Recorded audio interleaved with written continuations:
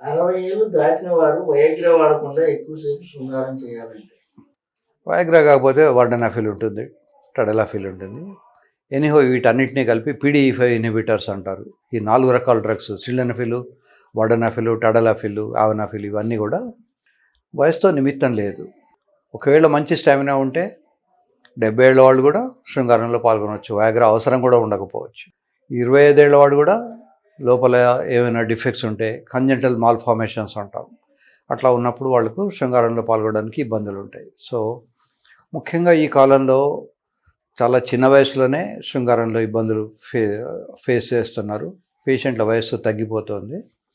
Especially sugar ఉన్న వాళ్లకు అది 25 అయినా 30 అయినా అనుకున్నంత పర్ఫార్మెన్స్ ఉండట్లేదు. ఇలా ఎందుకవుతుంది? శరీరంలో మానవుడి అంగంలో మధ్యలో మూత్రం వచ్చే రంధ్రం ఉంటుంది. అటుపక్కన ఇటుపక్కన మానవ అంగంలో ఒక స్పాంజ్ లైక్ స్ట్రక్చర్ ఉంటుంది. దాన్ని మనం సైనసాయిడ్స్ అని పిలుస్తాం మెడికల్ భాషలో. కార్పోరా క్యావర్నోజా అనే ఒక టిష్యూ ఉంటుంది, దాంట్లో సైనసాయిడ్స్ ఉంటాయి. ఈ సైనసాయిడ్స్ మనం సర్జరీ చేసినప్పుడు ఒక స్పాంజ్ లాగా కనబడుతూ ఉంటుంది. దాని యాక్షన్ కూడా స్పాంజ్ లాగానే రక్తాన్ని పట్టి పెట్టుకుంటుంది. అది కనుక రక్తాన్ని వదిలేస్తే వెంటనే రక్తం బయటకు వచ్చేస్తుంది. ఒకసారి రక్తం బయటకు వచ్చేసిందంటే బయటకంటే శరీరం లోపలనే కానీ ఆ అంగం నుంచి బయటకు వెళ్ళిపోగానే అది మెత్తబడిపోతుంది. మళ్ళీ గట్టిపడాలంటే ఒక్కొక్కసారి కొన్ని గంటలు, కొన్ని రోజులు అలా వాళ్ళ శరీర సౌష్ఠవాన్ని బట్టి వేరే అవుతుంది. దీన్ని రిఫ్రాక్టరీ పీరియడ్ అంటాం.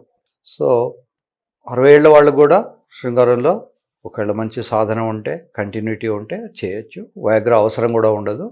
శృంగారంలో పాల్గొనాలంటే 2-3 ఇంపార్టెంట్ థింగ్స్ చెప్తాను. ఒకటేమో జనరల్ స్టామినా. శృంగారానికి రన్నింగ్కు చాలా పోలికలు ఉంటాయి.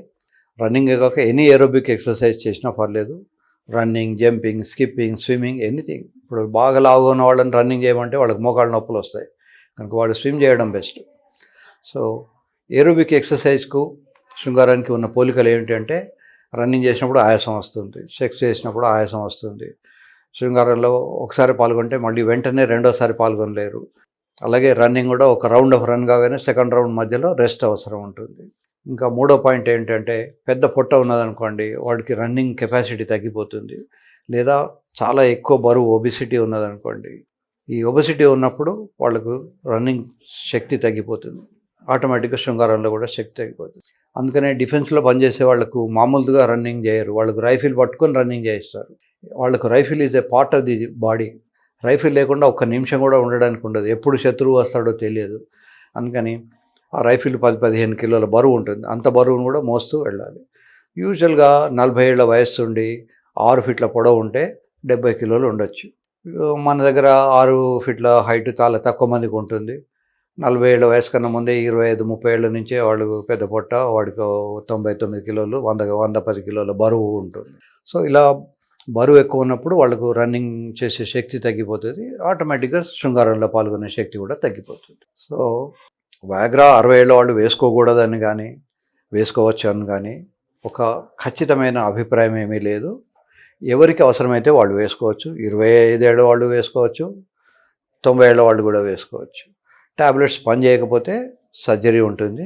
మనం చెవులోకి దూది పెట్టినప్పుడు దూది వెళ్ళకపోతే మనం ఏం చేస్తాం? ఒక పుల్లకు దూది చుడతాం. అలాగే దీన్ని ఇంప్లాంట్ అంటాం. ఇది జర్మన్ ఇంప్లాంట్. మానవ అంగంలోకి లోపలికి పెట్టేసి కుట్లేసి పెడతాం, బయటికి కనబడదు. దీనికి శక్తి ఉంటుంది, దీనికి బలం ఉంది. ఈ బలం ఉండడం వల్ల ఇది అవసరం అనుకుంటే 500 గ్రాముల బరువు మోయగలదు. ఇట్లాంటివి 2 పెడతాం. సో బలంగా ఉంటుంది. బలంగా ఉన్నప్పుడు లోపలికి వెళ్తుంది. ఇవాళ పొద్దున్నే ఒక పేషెంట్ వచ్చాడు, సార్ నాకు మాస్టర్బేషన్ చేసినప్పుడు బాగానే ఉంటుంది కానీ అమ్మాయి దగ్గరికి వెళ్ళినప్పుడు లోపలికి వెళ్ళట్లేదు. ఎందుకు అంటే మాస్టర్బేషన్లో డిమాండ్ లేదు, ఎగ్జామినర్ లేడు. నువ్వు ఎంత చదువుకుంటే ఎంత రాస్తే అంతే నువ్వు మంచి మార్కులు నువ్వే వేసుకుంటావు. కానీ అమ్మాయి దగ్గరికి వెళ్ళినప్పుడు అమ్మాయి మార్కులు వేయాలంటే మరి కొంత పర్ఫార్మెన్స్ ఉండాలి. ఇప్పుడు మాస్టర్బేషన్లో మనమే ఎగ్జామినర్, మనమే స్టూడెంట్ కనుక మనం ఎన్ని మార్కులు వేసుకున్నా ఓహో నాకు బాగానే ఉందిలే అని అనుకుంటాం. సో బాగుందా లేదా అనేది ఎలా తెలియాలి అంటే ఎరెక్టెడ్ పెనిస్ పట్టుకొని 2 వేళ్ళు ఒకవైపు ఇంకో వేలు ఒకవైపు పెట్టినప్పుడు అది వంచితే అది లోపలికి వెళ్ళలేదు. ఇటు కానీ కిందికి కానీ ముందుగా కానీ సైడ్ కానీ ఎటైనా వంచగలిగితే దానికి శక్తి లేదు అని అర్థం. సో ఈ శక్తి ఎంత ఉండాలి? అవసరం వస్తే 500 గ్రాముల బరువు మోసేంత శక్తి ఉండాలి. దీన్ని యాక్సియల్ రిజిడిటీ అంటారు. ఇప్పుడు ఒక రబ్బర్ను మనం లాగి వదిలేస్తే మళ్ళీ యథాతథ స్థితికి వస్తుంది. దాన్ని ఎలాస్టిసిటీ అంటారు. అదే రబ్బర్ను మనం చాలా దూరం లాగి కొన్ని గంటలో కొన్ని రోజులు అలా పెట్టామనుకోండి, అప్పుడు దాన్ని వదిలినా దాని మీద ప్రెషర్ వదిలినా అది మొదటి స్థితికి రాలేదు. అప్పుడు లాస్ ఆఫ్ ఎలాస్టిసిటీ అంటారు. అలాగే ఒక తీగకు మనం బరువులు యాడ్ చేస్తూ ఉంటే ఇనుప తీగకు కొద్ది బరువుల తర్వాత అది కొంచెం పెరుగుతుంది లెంత్. ఒక స్థితిలో మళ్ళీ మీరు బరువు తీసేసినా మొదటి స్థితికి రాలేకపోతుంది. దాన్ని యంగ్స్ మాడ్యులస్ అంటారు. ఎలాస్టిసిటీ అనే చాప్టర్లో మనం చదువుకుంటాం. సో ఒక రాడ్ను మనం తిప్పడానికి ప్రయత్నం చేస్తున్నప్పుడు అది రెజిస్ట్ చేస్తూ ఉంటుంది. దాన్ని యాక్సియల్ రిజిడిటీ అంటారు. పినిస్కు కూడా యాక్సియల్ రిజిడిటీ అనేది మనం చూస్తాం. ఈ యాక్సియల్ రిజిడిటీ 500 grams ఉంటే కానీ అది లోపలికి వెళ్ళలేదు. ఇది దీని అర్థం. సో 60 ఏళ్ల వాళ్ళు వయాగ్రా వేసుకోవచ్చు, 20 ఏళ్ల వాళ్ళు వేసుకోవచ్చు. వయాగ్రా లేకుండా ముందు ప్రయత్నం చేయాలంటే బరువు లేకుండా చూసుకోవాలి, స్టామినా ఉండాలి, స్పెషల్ ఎక్సర్సైజెస్, పెల్విక్ ఎక్సర్సైజెస్ అని ఒక ఎక్సర్సైజెస్ ఉంటాయి. మీరు నెట్లో పెల్విక్ ఎక్సర్సైజెస్ అని కొడితే మీకు వస్తాయి. ఎలా చేయాలని చెప్తారు. దాంట్లో స్టాప్ అండ్ స్టార్ట్ టెక్నిక్ అని ఒక టెక్నిక్ ఉంటుంది. మీకు ఒకవేళ అది అర్థం కాకపోతే డాక్టర్ దగ్గరికి వస్తే డాక్టర్ గారు చూపెడతారు. ఈ పెల్విక్ ఎక్సర్సైజ్ చేస్తున్నప్పుడు కుర్చీలో కూర్చొని కూడా చేయొచ్చు. బయట వాళ్ళకి మనం ఎక్సర్సైజ్ చేస్తున్నట్టు కూడా తెలియదు. సో ఇట్లాంటి కొన్ని ఎక్సర్సైజెస్ ఉంటాయి. ఈ ఎక్సర్సైజెస్ ఫెయిల్ అయినప్పుడు ట్యాబ్లెట్స్ ఉంటాయి. తప్పేమీ లేదు, ట్యాబ్లెట్స్ వేసుకోవచ్చు. అన్ఫార్చునేట్లీ ఇంతవరకు ఆ ట్యాబ్లెట్స్ పర్మనెంట్గా లేవు. ఇప్పుడు టైఫాయిడ్కి 10 days ఇస్తే వెళ్తాయి, పోతుంది వ్యాధి. టీబీకి 6 నెలలు ఇస్తే పోతుంది. కానీ దీనికి అట్లాంటి ట్రీట్మెంట్ ఇంతవరకు రాలేదు. నీడ్ బేస్డ్, ఏ రోజు అవసరం అనుకుంటే ఆ రోజు వేసుకొని ట్యాబ్లెట్ వేసుకొని సంసారం చేయాలి. ట్యాబ్లెట్లు వేసుకున్నప్పుడు కొద్దిమందికి విపరీతంగా నడునొప్పో తలనొప్పో వస్తుంది. అట్లాంటి వాళ్ళు భరించలేనంత ఉంటే సర్జరీకి ఆప్ట్ చేసుకోవాలి.